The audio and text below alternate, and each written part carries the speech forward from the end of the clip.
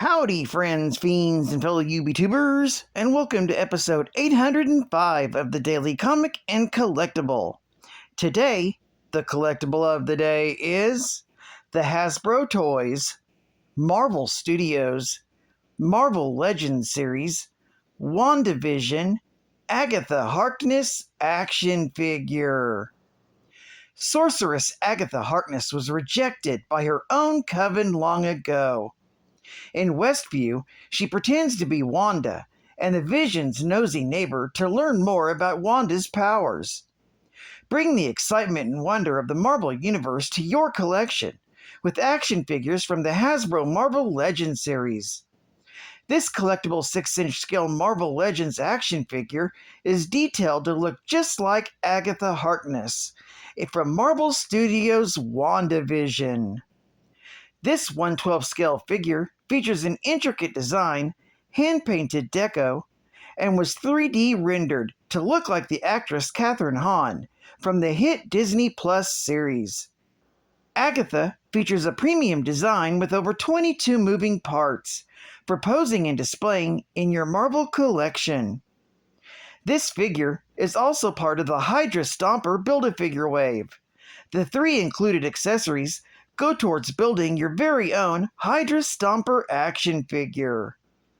The Agatha Harkness Marvel Legends series action figure for Marvel Studios' WandaVision was made with collectors in mind with an open and reclosed box for storing and is environmentally friendly, including no plastic waste. This figure comes in a collector's friendly box featuring character artwork and was released in 2023 by HASBRO Toys. Now, the comic of the day is Scarlet Witch, Volume 1, Issue Number 1, released in November of 1993, but with a January 1994 cover date.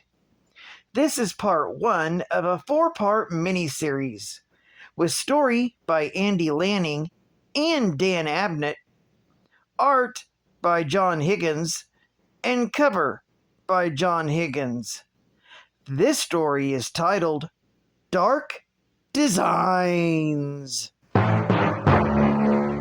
This story opens with Wanda having had ominous dreams of a malevolent entity with her face, wreaking havoc and destroying everything in sight on alien worlds, and worries she's at risk of going mad and even evil again.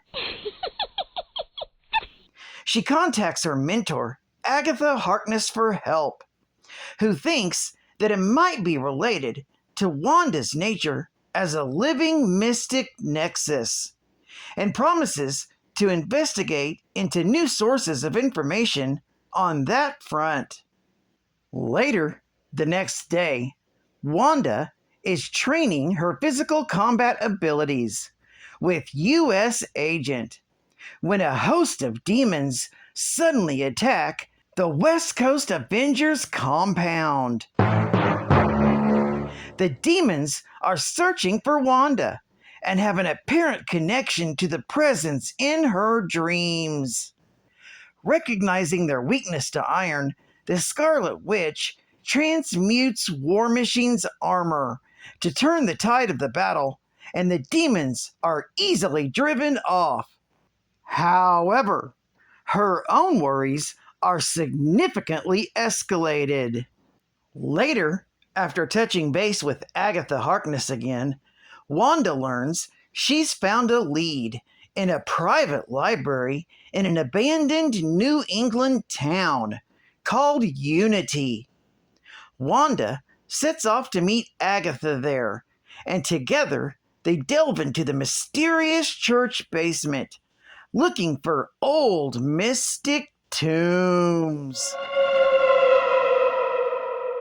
However, after shortly splitting up, Wanda runs into another occupant of the library, declaring that he's been awaiting her arrival. The figure reveals himself to be a much more demonic, revived Master Pandemonium. This story is continued in The Scarlet Witch, issue number 2. Geek Fact.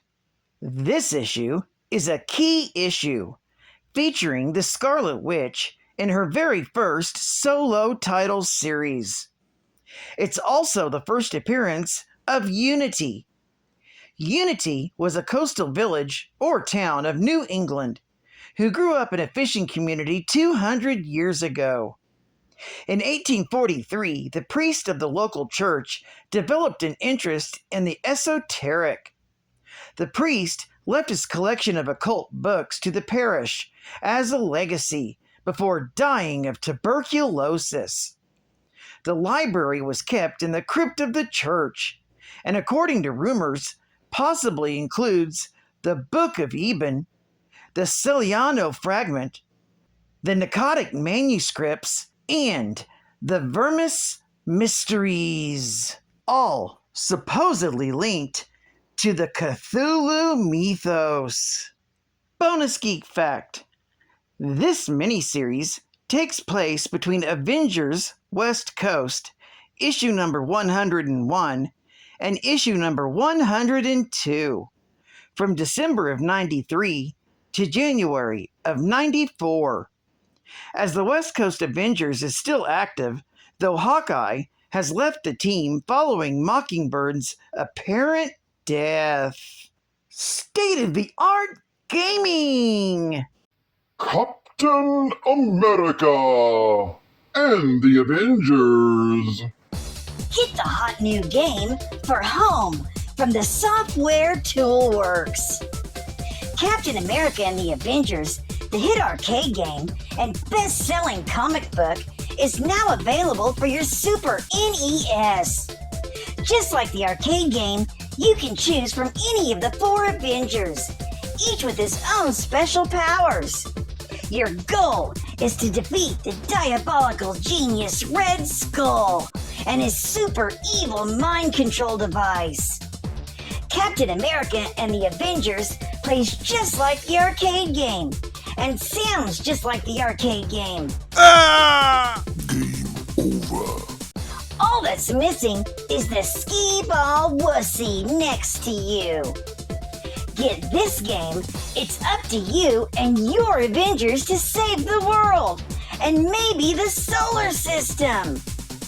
Plus, buy now and win a full-size arcade game. Cool, huh? Or a Captain America jean jacket, t-shirt, or cap. Yes! I want to win this arcade game. Mail to Captain America Sweepstakes. Why are you just standing there? Go! Just sit right back and I'll tell you a tale from the comic strip that started on this Earth spaceport aboard this Star Wars ship. The mate was a concussive blast X-Man, the skipper brave and sure. The heroes all set sail that day for Captain's Geek Back Tour. The final Geek Back lore. The facts they started getting tough. The spaceship was tossed. If not for the superhero crew, Captain would be lost. His ass would have been tossed. The ship crash landed on a desert moon with Cyclops, the captain too, a millionaire, and Selena Kyle, Firestar, the Professor and Spider-Man. Now for the final Geek Fact. Martin Preston was born in Rutland, Vermont. He was originally an actor who lost an arm in a car crash and made a pact with Mephisto to regain his limb. Mephisto instead took the man's other 3 limbs, then replaced them all with demonic grafts. He was also given a hole in his chest in the shape of an inverted 5-point star, and the ability to survive despite the hole in his chest. He was also given the ability to command the demons inside him.